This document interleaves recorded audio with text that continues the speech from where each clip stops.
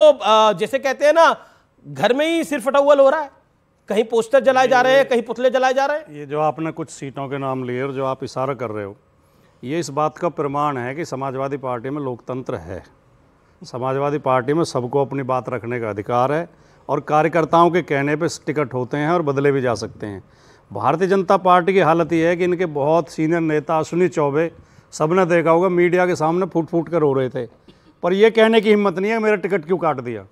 एक और इनके कानपुर से सांसद थे, सिटिंग सांसद, उन्हें फ़ोन करके कहा गया, वो भी रुआ से होकर कह रहे हैं मेरे घुटनों में दर्द रहता है, चला नहीं जाता, मैं इस बार चुनाव नहीं लड़ना चाहता। बराबर की सीट है गाजियाबाद, 2 बार के सांसद थे जनरल वीके सिंह, इतने बड़े व्यक्ति जो जनरल रहे हैं फौज के, हमारे सेनाध्यक्ष रहे हैं, दूध में से मक्खी की तरह निकाल के बाहर कर दिया। कोई आवाज़ नहीं उठा सकता, कोई बोल नहीं सकता। यहाँ आदेश, अनुशासन, आपके तय अनुशासन जो है वो गलत है। अनुशासन नहीं है, तानाशाही है। अच्छा, वरुण गांधी जी अनुशासन, इसमें कौन सी अनुशासनहीनता? अगर कार्यकर्ता अपनी बात कह सकता है तो इसमें कौन सी अनुशासनहीनता है? अगर हम दुनिया को उपदेश देते आप हैं, एक आपने बोला इसमें कोई अनुशासनहीनता नहीं है।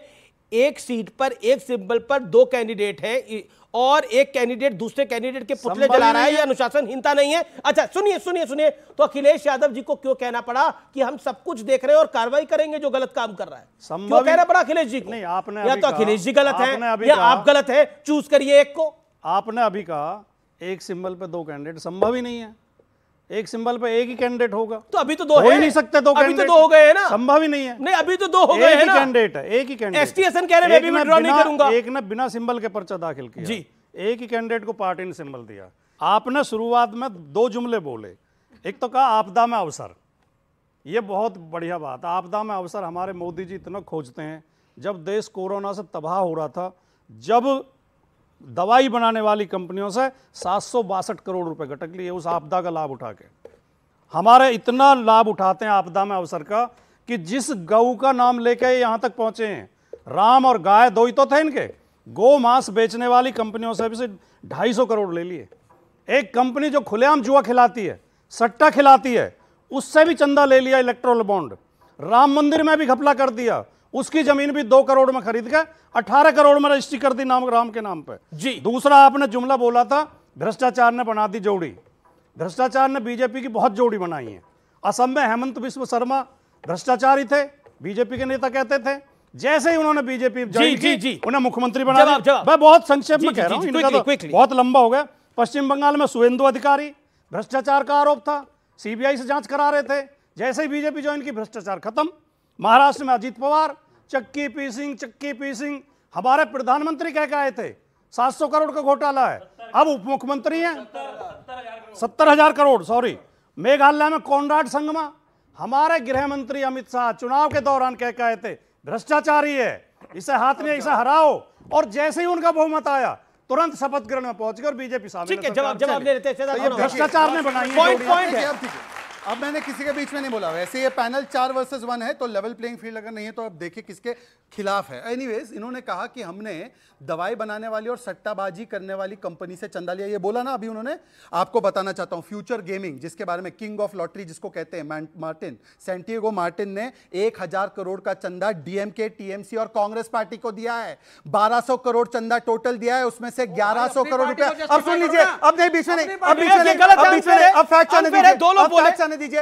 आपको फैक्ट जानना है कि नहीं जानना है? बिल्कुल जानना है, हाथ खड़ा करें जो फैक्ट जानना चाहते हैं। बताओ या ना बताओ? बिल्कुल, ठीक है, अब 90% लोग हाथ खड़ा, सुन लीजिए भाई, अनफेयर हो जाएगा। दूसरा उन्होंने कहा दवाई बनाने वाली कंपनी हेटेरो ड्रग्स की बात कर रहे हैं। हेटेरो ड्रग्स ने भी बीआरएस को दिया है, यशोदा हॉस्पिटल ने कांग्रेस को दिया है, आईएफबी एग्रो ने टीएमसी को दिया है, वेदांता ने कांग्रेस को दिया है। ये सारा का सारा चंदा उनके पास आता है। मेरा चंदा चंदा, तुम्हारा चंदा धंधा, ये सात्विक चंदा हो जाता है क्या? बताइए इनका।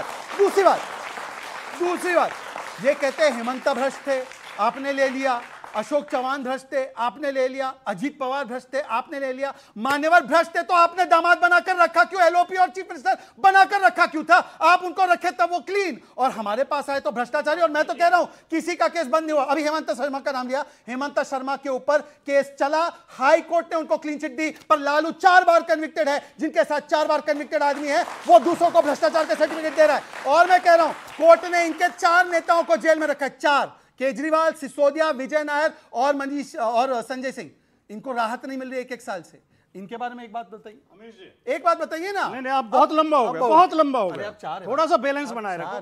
10 सेकंड केवल। अभी भी बैलेंस नहीं है क्या? मैं केवल 10 अभी भी बैलेंस नहीं है क्या? नहीं है। अरे कुछ तो रहम करो मेरे प्रभु, कुछ तो रहम करो। अगर अभी भी बैलेंस नहीं है, 4 बनाम 1 और अभी भी कहते हैं बैलेंस नहीं है, तो क्या कर दे? इनको बाहर भेज दे, 5वां भी ले आए। मुझे केवल 10 सेकंड चाहिए। आपको 20 समाज में सेकंड आपको 2 तरह के लोग मिलेंगे जी। एक व्यक्ति से आप जाके कहो जी आपका लड़का शरारत करता है, बीड़ी सिगरेट पीता है, शराब पीता है, लड़कियों से बदतमीजी करता है, तो अच्छा आदमी होगा तो उसे एक अपने अंदर सोचेगा वो, और लड़के को धमकाएगा कि आइंदा शिकायत ना आ जाए। और जो चरित्रहीन लोग होते हैं वो क्या कहेंगे, जाके कहेंगे आपका लड़का शराब पीता है, दुनिया के लड़के पी रहे हैं, उस चौधरी के लड़के ने वहां शराब पी का हंगामा किया, उसने वहां झगड़ा किया, उसने उसकी लड़की छेड़ी। अरे आप अपने पाप का हिसाब दीजिए, दूसरों के पाप मत गिनवाइए। दूसरे के पाप गिनवाने से चक्कर में तो एक मुख्यमंत्री जेल चला गया भाई। अब भाटी जी ने किसको शराबी और बीड़ी वाला कहा है? क्योंकि मैंने जब गिनाया कि लालू जी 4 बार कन्विक्टेड है, ये गिनाने लगे, पर उस पर भी आरोप है, उस पर भी आरोप है, तो आपने जिसका वर्णन किया वो खुद आप ही निकले भाई साहब। आप ही गिनाने लगे कि भाई इसमें खोटे उसमें खोटे, हमें तो कन्विक्ट किया। अब बताइए ना, लालू जी कन्विक्टेड है, कन्विक्शन होना, दोषी पाना और आरोप लगना दो अलग चीज है। दोषी कौन है?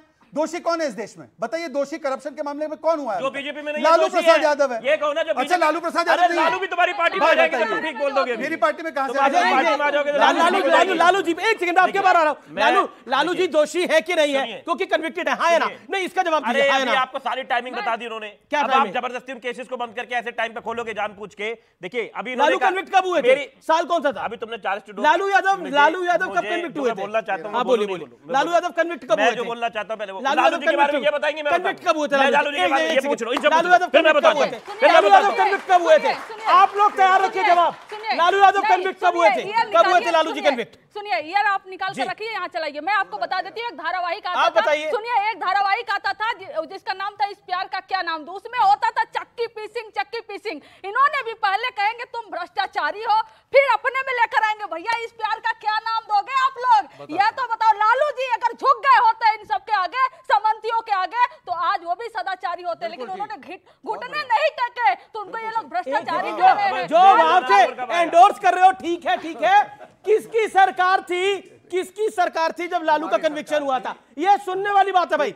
सच बोलिएगा और दिल पे हाथ रखिए, पहले दिल पे हाथ रख के सच बोलिएगा। नहीं देखिए, कांग्रेस की सरकार थी उस वक्त, वो अलग रोल होता, सरकार का रोल नहीं होता। एक सेकंड, सरकार का रोल नहीं होता, कन्विक्शन कोर्ट करता है अपने तरीके से, सही या गलत। लेकिन अब ताली मारिए इन दोनों के लिए, इन दोनों के लिए ताली मारिए। हुआ क्या है?